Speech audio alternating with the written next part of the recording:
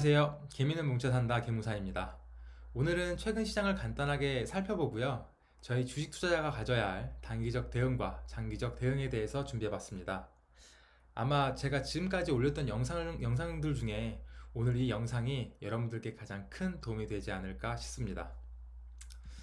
먼저 지금 시장이 가장 민감하게 반응하고 있는 유가와 달러부터 살펴보겠습니다.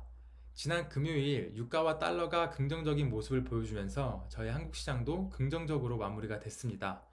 그런데 하필 그날 푸틴이 나는 아직 유가 가격과 관련해서는 협상하고 싶지가 않아 라고 발표를 하면서 미국 시장은 약 마이너스 4% 하락으로 마무리를 했습니다. 그래서 현재 지금 유가는 약 1배럴당 23달러인데요. 저희 유튜브 시청자 분들 중에서 이 유가 가격이 얼마나 낮은 건지 잘 와닿지가 않는다는 분이 계셔가지고 제가 간단하게 부연 설명을 드리겠습니다.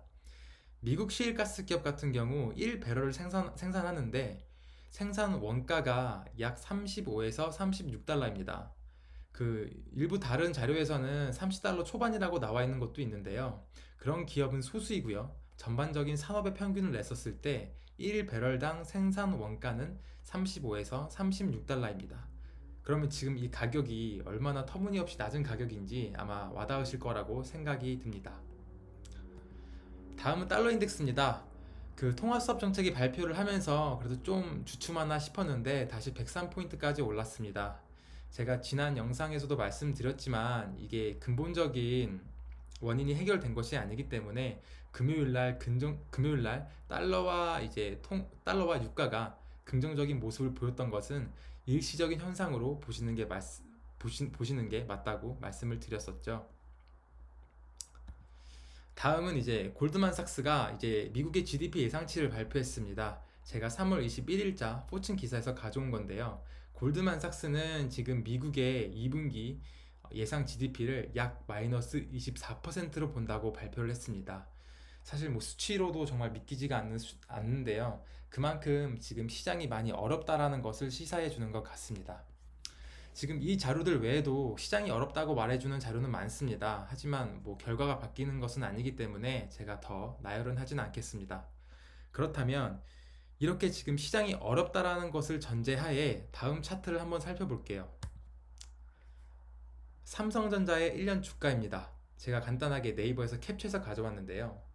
이 차트를 개인 투자자분들이 보시면 이제 흔히들 많이 공통적으로 생각하시는 것이 있어요. 그게 뭐냐면 고점 대비 주가가 정말 많이 하락했다. 시장이 지금 많이 좋지는 않지만 언젠가는 분명히 회복을 할 것이고 삼성전자니까 일단 지금 사두자. 왜냐하면 지금 이 가격을 저렴하다라고 보신 거예요. 그런데 주식 투자자라면 주가가 저렴하다라는 것에 대한 정의를 한번 잘 생각해 보실 필요가 있어요. 주가가 저렴하다라는 것은 차트상 고점 대비 저렴하다가 아닙니다. 왜냐면 예를 들어서 지금 삼성전자 같은 경우에 차트상으로는 저렴하죠. 제가 45,000원에 샀어요. 그런데 나중에 제가 이 주식을 매도하는 시점에 그 45,000원보다 비싸다면 결코 지금 그 45,000원이 저렴한 게 아니죠. 쉽게 다시 말하면 주식 투자 입장에서 주가가 저렴하다라는 것은 매도 시점의 예상 주가보다 저렴하다. 이것이 맞습니다. 뭐 사실 뭐 워런 버핏처럼 저희가 현금이 많아서 주구장창 뭐 지금 우리가 산 주가보다 더 높을 때까지 기다릴 수는 없는 거잖아요. 그쵸?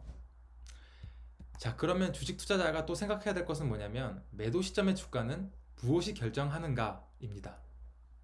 그것은 주가는 차트가 결정하는 것이 아니라 시장이 결정한다입니다. 쉽게 말해서 방금처럼 주가가 이제 차트만 보고서 주가를 저렴하다라고 판단하면 안 된다라는 것이죠. 그리고 저희는 앞서 살펴봤어요. 시장이 많이 어렵다라는 것을. 즉, 차트로 보면은 주가가 저렴하다고 생각할 수는 있지만 우리가 시장을 살펴봤을 때는 지금 주가는 저렴한 게 아니라는 것이죠. 그러면 지금 주식 투자자가 가져야 될 포지션은 주가가 저렴한 게 아니죠. 그러면 현금 비중을 확대해야 돼요. 현금 비중을 확대하고 나서 준비해야 될 것은 시장이 지금 바닥이야 라고 하는 신호를 줬을 때 매수를 해야 되는 거죠. 그런데 여러분도 아시겠지만 신이 아닌 이상해야 그 바닥을 알 수는 없어요. 바닥이라는 건 결국 지나봐야 알 수가 있습니다.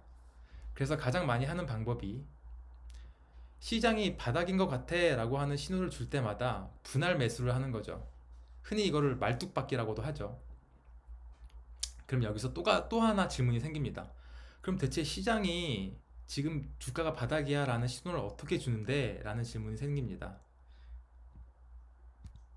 그 대표적인 지표가 하이힐드 스프레드입니다.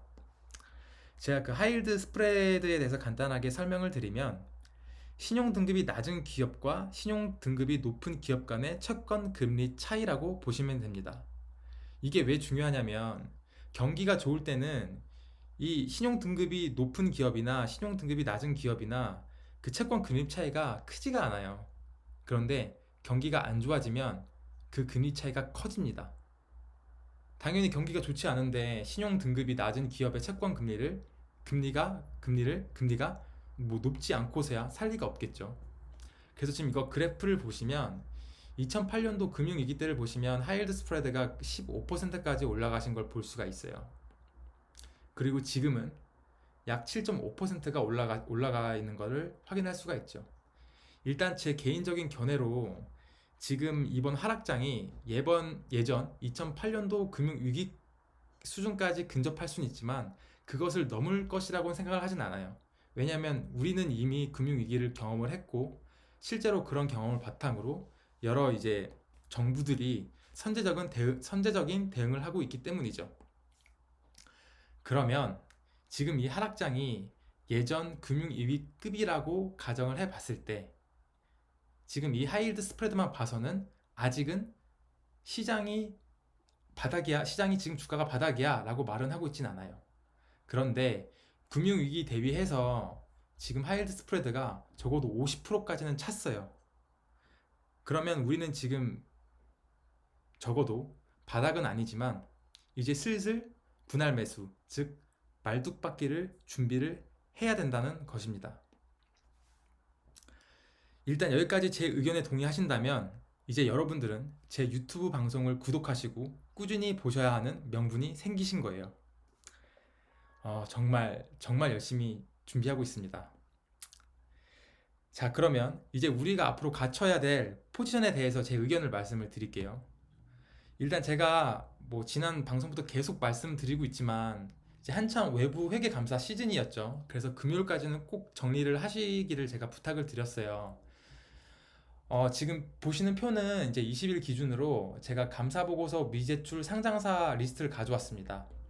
혹시 이 영상을 보시는 분들 중에 내가 가진 그 주식 그 회사가 만약에 이 리스트에 있다라고 하시면은 정말 빨리 한번 다시 검토를 해보셔야 돼요.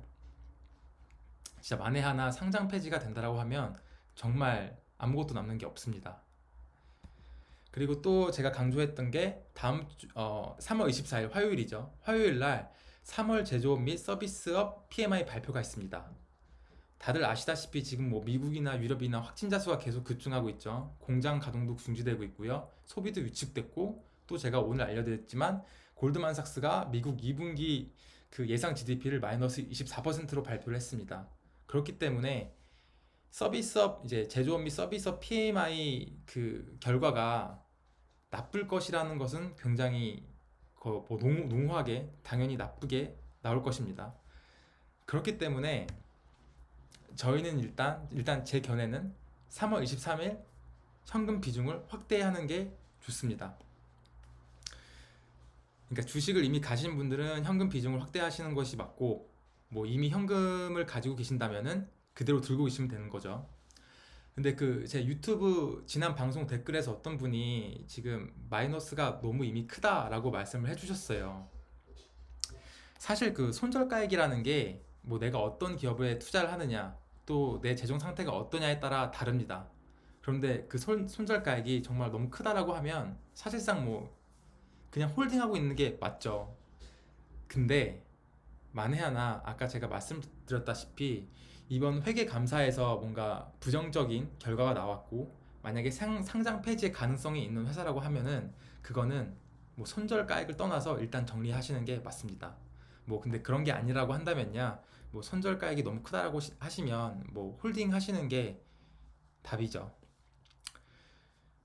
그리고 그 이미 현금을 가지고 계신 분들 같은 경우에 이제 월요일 날 단타를 생각하는 분이 계실 텐데요.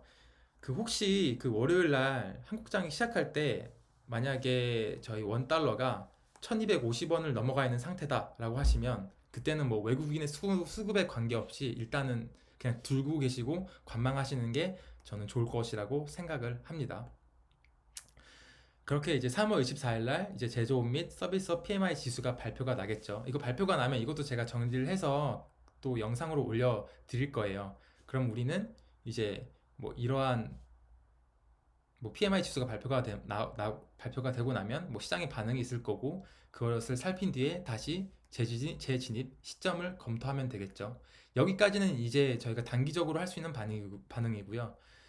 저희가 이제 또 장기적으로 준비해야 될 것은 아까 말씀드렸지만 지금 2008년도 금융위기를 대비했을 때 지금 상대적으로 하이힐드 스프레드가 50%까지 상승을 했어요. 이 말은 뭐냐?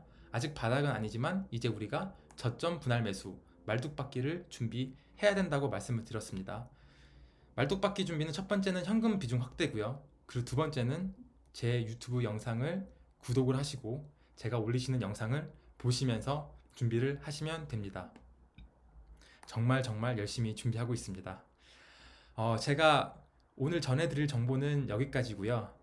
그 지난 영상에서 댓글로 이제 응원의 메시지를 댓글을 남겨주신 분들이 있어요. 제가 한 분 한 분 다 답글로 감사하다고 댓글을 달았는데요. 이 영상을 통해서 다시 한번 정말 감사하다는 말씀을 드리고 싶습니다. 영상이 도움이 되셨다면 좋아요와 구독 그리고 알림 설정까지 부탁드리겠습니다. 감사합니다.